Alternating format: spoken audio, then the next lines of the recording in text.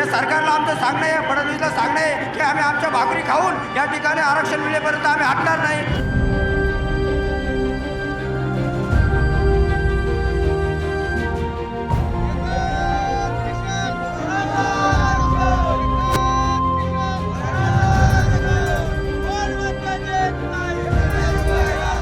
पाण्याची बॉटल भेटत नाही, सगळे हॉटेल रस्त्यावरती सगळं बंद केलेलं आहे त्यांनी. आता आम्ही इथं काय प्यायचं काय खायचं? आता आम्ही मुंबई इथून सोडणार नाही, मुंबई सोडायची नाही.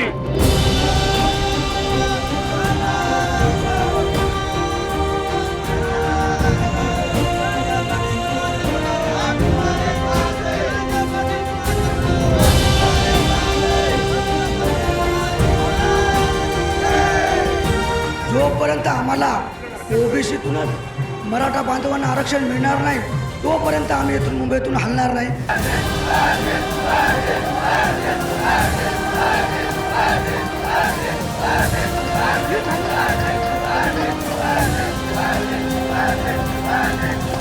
सरकारला आम्हाला एवढं सांगायचं आहे की आता आमच्या मागण्या पूर्ण करा, नसता आम्ही घरी वापस जाणार नाही.